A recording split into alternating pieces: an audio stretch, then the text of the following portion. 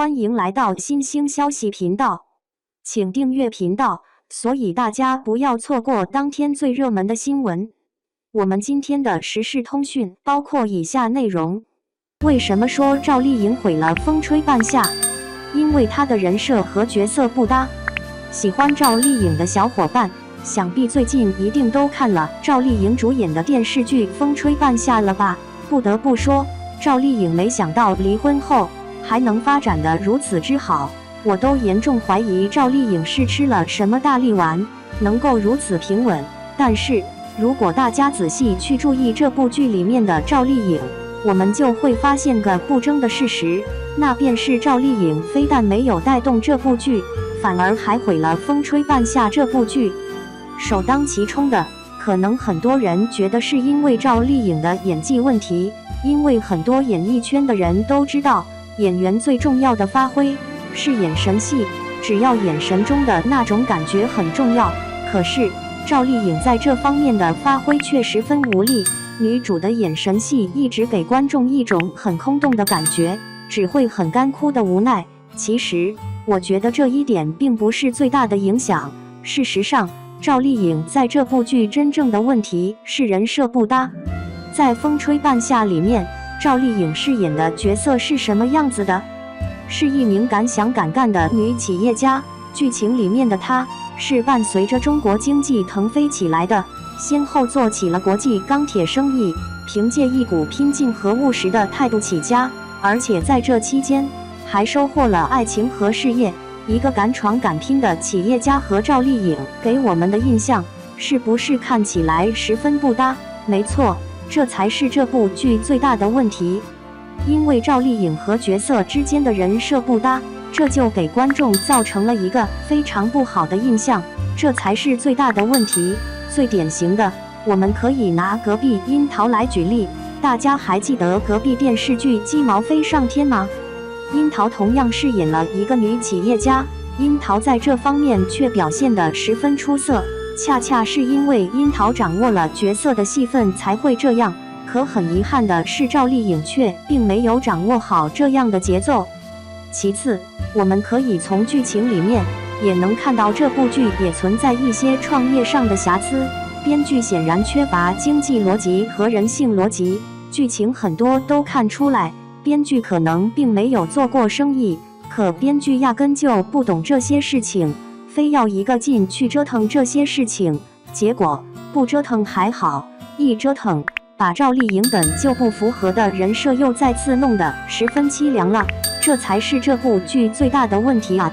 很明显能看得出来，赵丽颖根本驾驭不了许半夏这个角色，反倒回来我们可以看看剧中柯蓝饰演的高跃进，似乎他这个角色的驾驭都明显强于赵丽颖。当然，这也不能完全让赵丽颖来背锅。事实上，赵丽颖只是演不好，但编剧是真的不懂创业。大家如果真的像编剧教我们的方法创业的话，那么大概率你会吃很大的亏。2. 豆瓣8.4分，赵丽颖新剧《风吹半夏》火了。对话主创讲述幕后故事，孤注一掷，慧眼独具的投资，举步维艰，大起大落的商业打拼之路，还有柳暗花明的创业博弈。正在爱奇艺播出的电视剧《风吹半夏》，聚焦了上世纪90年代创业者们敢想敢拼的故事，他们用奋斗支撑起梦想，也带领观众一起在光影中重回那个风起云涌的时代。这部由张挺、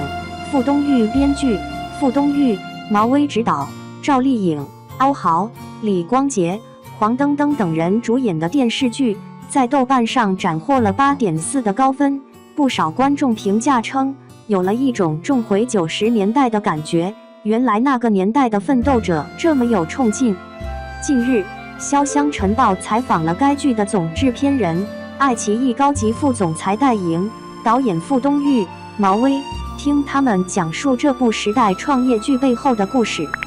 风吹半夏》改编自安奈小说《不得往生》，讲述了以许半夏、赵丽颖氏为代表的有志者怀抱雄心壮志，在改革开放的大潮中奔流涌动，积极探索，不断创新的故事。该剧播出以来，许半夏与童潇齐、欧豪是陈宇宙、黄登登是三人组成的钢三角的创业故事，打动了不少观众。在导演傅东玉看来，风吹半夏的破题点就在于，虽然故事写的是钢铁行业，但实际反映的是许多人共同经历的年代，即便处于不同的行业、环境、城市，每个人都面对着一个勇闯天下、敢想敢干的年代。我们牢牢抓住的就是这一点，那是一个成长的年代。在拍的过程中，我们也有一种自我总结，是在回望我们这一代人的青春。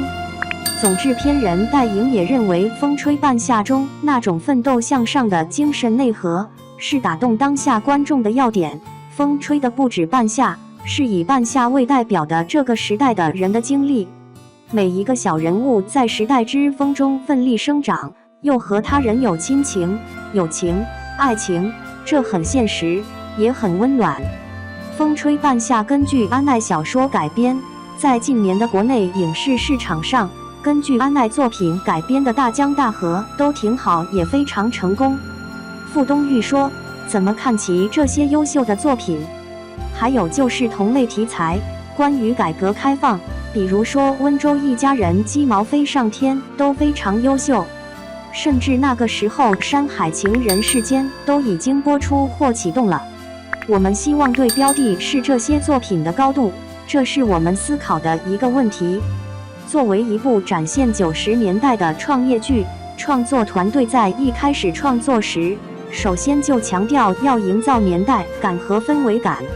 导演毛威告诉记者，现实主义的创作最难的就是对时代的把握。风吹半夏从上世纪90年代讲起，这个时代离现在说远不远，说近不近，有一些人有过经历，有些人有回忆，怎么准确把握那个历史时期以及人的状态，这是比较难的。傅东玉也回忆说，剧中的服化道花了很大的精力和成本，比如那个年代的手机、公交车、自行车、汽车、手表等，人物的穿着打扮、首饰，甚至发型、皮鞋，都有专门考虑。创作团队还专门看了比如过把瘾、北京人在纽约这些电视，从影像资料寻找那个时代的服化道，尽量做到贴近。实话实说，我觉得是胆子大一点，整个戏的影像不是那么写实，而是有一种让你觉得是那个年代，但又好像不是那个年代的感觉。他认为这种似是而非的感觉，既能带来某种意义上的怀旧感，也能给观众一点隐隐约约的新鲜感。只要观众觉得挺好看，我们已经心满意足了。风吹半夏是一个以女性创业为主线的群像戏，赵丽颖饰演的许半夏也让人眼前一亮，演出了许半夏无知者无畏、敢想敢干的闯劲儿。选择赵丽颖出演许半夏，是傅东玉在看完安奈小说以后脑子里蹦出的第一人选。我和她在理想照耀中国时有过短暂的合作，但没有特别深入的了解和认知。我觉得她比较有劲儿，觉得挺合适的，一聊就碰上了。傅东玉用心遂所愿来形容这次的演员班子，比如看剧本时就觉得欧豪和李光洁适合，没想到最终就成了。在配角方面，也邀请到了刘威、冯佳怡、柯蓝、任重、黄登登这些演员参加，他们在一起的组合能够有1+1大于2的化学反应，演员们都很给力，非常配合。风吹半夏虽然是以女主角的创业为主线，但傅东玉认为这部剧绝不仅仅是展现许半夏一个人，不能单单是一个女性的发家史、奋斗史，否则会单薄和苍白。每一个角色都像绘画当中的每一块颜色，才最终凑成了这幅画，这是我的感受。每一个角色都会有你意想不到的变化。戴颖也认为，几位主演私下里有和人物非常接近的一面，很多人看到的可能都是丽颖甜美可爱的一面，但合作过才能看到她身上那份坚毅。欧豪私下也有那种侠义的性格特点，和童潇齐非常像。